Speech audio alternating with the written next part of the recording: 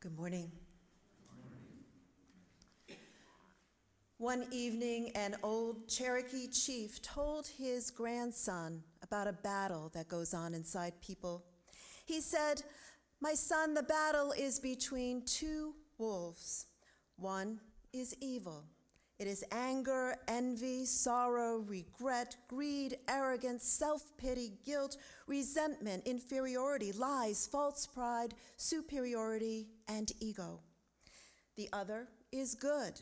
It is joy, peace, love, hope, serenity, humility, kindness, benevolence, empathy, generosity, truth, compassion, and faith."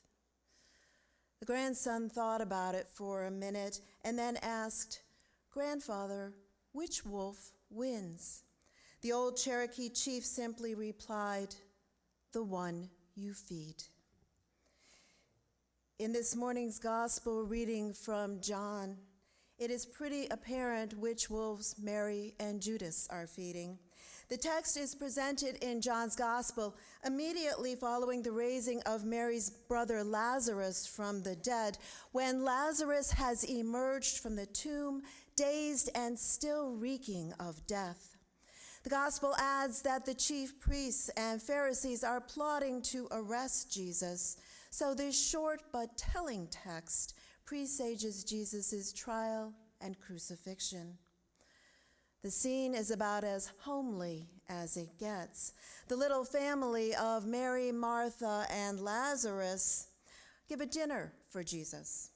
Martha and Mary perform their usual roles. Martha serves, and Mary is at Jesus' feet, thus preparing the drama that will unfold between Mary and Judas. The focus of that drama is a pound of pure nard, a costly perfume we're told worth 300 denarii. In those days, a common laborer would earn about 1 denarius a day, so this is pretty close to a year's salary.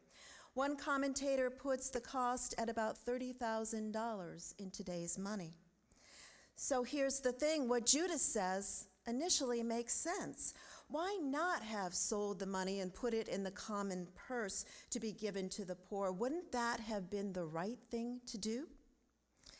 But immediately as these words are said, we are given the true motivation. Judas doesn't care about the poor, and furthermore, he's been dipping into the offering plate. We understand who Judas is and what he is thinking. Judas is a thief and a betrayer. But the gospel doesn't share Mary's thoughts or feelings. We can only interpret those based on her actions. By opening up the costly perfume, she is filling that little house with an overpowering fragrance. Imagine dumping out an entire bottle of Chanel No. 5, and you'll get the idea. The fragrance, we imagine, overcomes that stink of death that Lazarus carried when he emerged from the tomb. By anointing Jesus' feet, Mary is demonstrating her gratitude and her great love for Jesus. But I would also suggest that Mary's actions are political as well. Mary is a woman and therefore less valued in her society, and she's not welcome at the table. That makes her vulnerable to the scorn of both men in the text, Judas and Jesus. When she risks her very being to dump that bottle of perfume on Jesus' feet and then wipe his feet with her hair, she does so as a matter of faith and politics. She risks everything she has and everything she is to perform this act of love, just as Jesus will soon risk everything he has and everything he is to die on the cross. But while Mary incurs Judas's wrath, Jesus supports her. "Leave her alone. She bought it so that she might keep it for the day of my burial. You always have the poor with you, but you do not always have me." Notice that Jesus says, "You always have the poor with you." He doesn't say that the poor are all around you, the poor are nearby, the poor are outside somewhere. He says that the poor are with you, with you. They are meant to be a part of the community. They are meant to serve alongside the gathered church. They are meant to be seen as human beings. The poor are not simply objects of charity, but they are companions on the journey, those with whom we share our bread and our lives. As Nelson Mandela once said, overcoming poverty is not a task of charity. It is an act of justice. And justice, to be any kind of justice at all, is restorative. While charity is a one-time event, justice is a lifelong process. With true justice, there is no other. There is only us. In 1978, a man named Michael Kerwin was living in Washington, D.C., and looking forward to a conventional career of some sort. Then one night, his life changed forever. In an article written in 1991, Kerwin said this: "I was out walking one night near the State Department, only a block from my apartment. It was bitterly cold as I passed a heating vent at 21st and Virginia Avenue Northwest. And there was a man sitting there. He called out to me and asked for $1 to buy a bowl of soup. I ignored him and kept on walking. I still remember being very irritated and annoyed that he had disturbed my peace. He kept calling after me. I stopped about a block away and thought to myself, I'll fix him. He doesn't want soup, he just wants a drink. That's what they all want. I'll go up to my apartment and fix him some soup, and that'll serve him right. I did this and brought the soup down, set it down, and walked away. I don't remember if he thanked me or not, and I didn't care. I didn't want to know anything about him. I just wanted to be spiteful." Kerwin writes, "I never saw that man again. I hadn't cared what it had made him feel, but I had just helped someone. And actually, there wasn't too much to it, and I felt pretty good about that.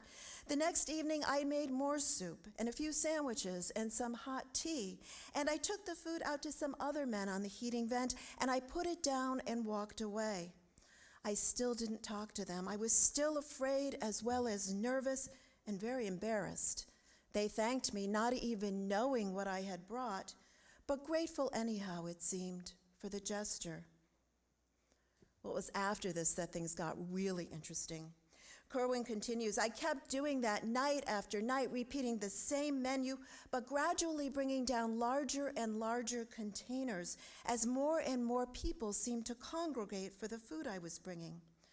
One night, as I brought down a large gallon jug of hot split pea soup and set it down, a rather rough-looking fellow picked up the jar of soup and in one motion broke the jar over my head. The soup ran down my clothes. It was boiling hot and it burned me, but I was too afraid to feel it. But instead of running away, I asked the man why he had done that. They were probably the first words I had ever spoken to any of them. He told me that I was doing nothing more than bringing food to the dogs. I was treating all of them like pets. I was bringing food, setting it down like I was feeding them out of a pet dish, and then just walking away. He said, "Talk to us, visit with us. We don't bite." I told him that I was afraid of him, that I didn't know what to say. But I did tell him that from now on, when I did come with food, I would stay and visit if they wanted me to. If not, I would just leave. What happened that night, Kerwin says, was that a first barrier had been broken in my perceptions of who homeless people are. I realized that these men and women on the street had feelings just like me. They wanted to be loved and cared about and respected and listened to.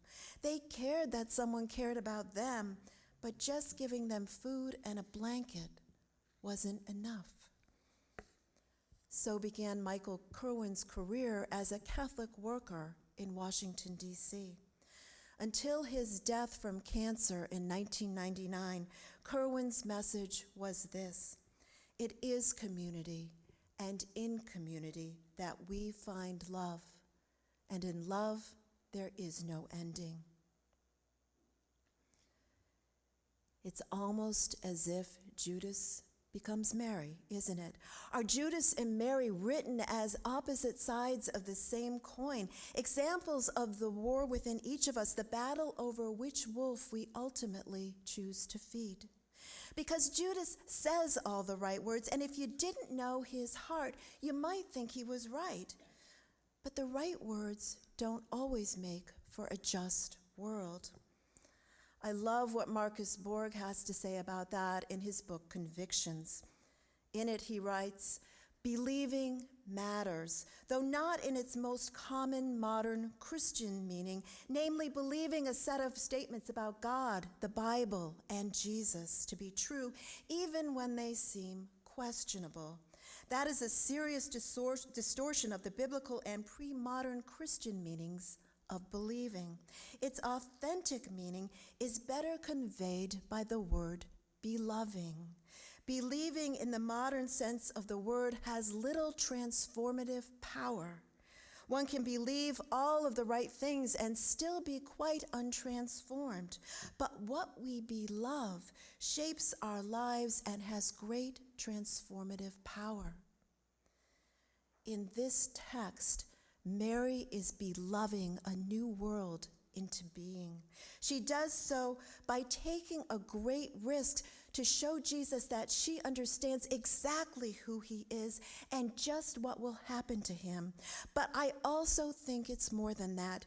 John's gospel takes up great pains to set up Jesus as a king.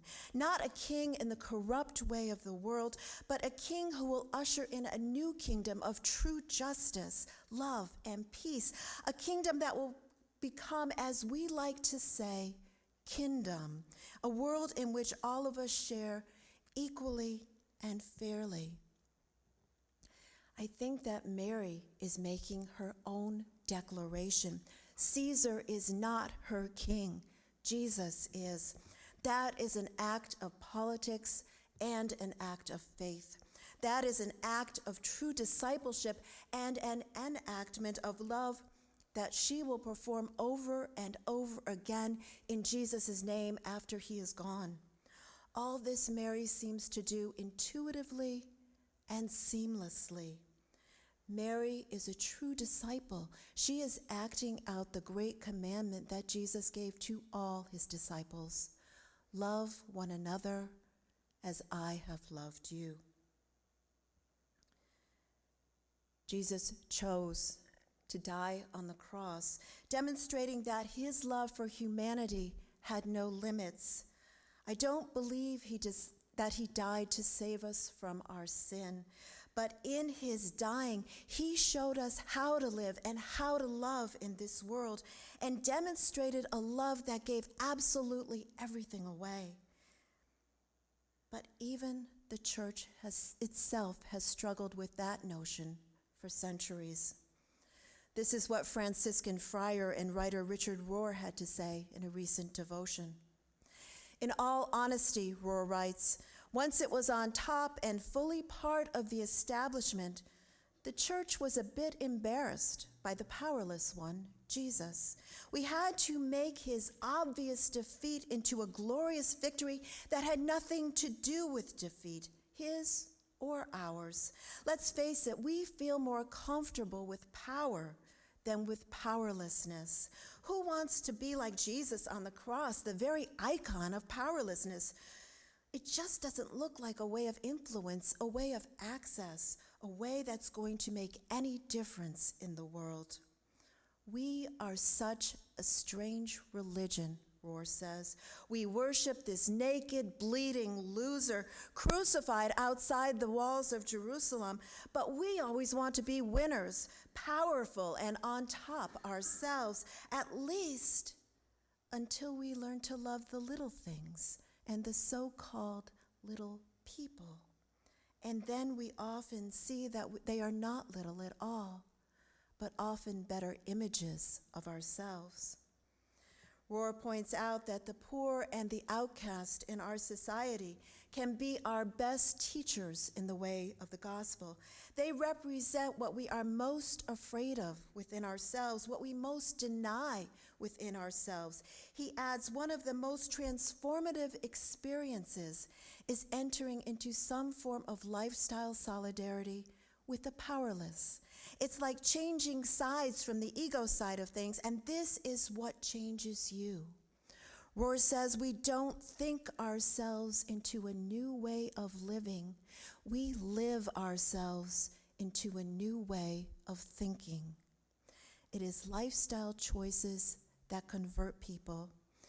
He concludes, I'm not aware that merely believing a doctrine or a dogma has ever converted anybody. I think that's just what Marcus Borg said. I think that's just what Michael Kerwin learned in one shattering, life-changing moment, and just what Mary lived out by choosing to become vulnerable and lay down everything she was to serve Jesus.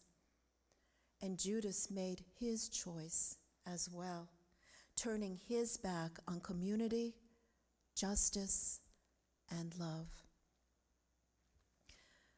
Our choices can enrich us or they can impoverish us. I once knew a man named Robert who began attending a church I was a part of because he had been coming to the AA group that met there. Robert was different from everyone else in that church. They were all pretty much middle-class folks, and Robert had been homeless. And when he came to church, he showed up in torn jeans and shabby shoes. And yet, Robert had dignity and vision and faith, and Robert wanted to be a part of that church. When he first started attending services, Robert came to the coffee hour and he stood off to one side of the room. I'm sorry to say that there were people in that room who didn't want to acknowledge his presence. No one paid any attention to him at all, except a few of us who were sitting across the room. I was so uncomfortable that he was standing there all by himself that I went over to ask him to join our table. With some encouragement, he finally came over. From that moment on, he and the people at that table became fast friends. They adopted one another, not through some random act of charity, but in recognition of kinship. And they recognized their kinship even in their differences. Robert went on to be one of the most faithful servants we had at our weekly dinner program, helping to cook and serve food, and then sitting down to share a meal with people who were lonely. Robert had the vision to find Jesus in a church where Jesus could have easily been overlooked by people who said all the right things, just as Robert would have been overlooked but for a few kindred spirits. We would have missed out on Robert's depth and inner beauty and his great capacity to serve from the love that poured out of his heart. I knew Robert over 20 years ago, and I've never forgotten him. Robert changed my life. In the end, ministry is not about counting the cost of our actions or anyone else's actions. Ministry is not about saying the correct words of faith, because anyone can do that, even Judas. But ministry is about beloving a new world into being, about laying down our hearts and our lives in extravagant living that declares to the powers of this world that our allegiance is with Jesus, that we choose to walk with the poor and the outcast, that we choose to enact a new world into being. Then and only then will we, as Richard Rohr says, live ourselves into a new way of thinking. Then and only then will the many unjust kingdoms of this world come tumbling down and be transformed into one kingdom of love and justice and peace. Then and only then will we truly remove the stink of death and oppression from this world and fill it instead with the overwhelming, overpowering fragrance of love. For that I say, thanks be to God.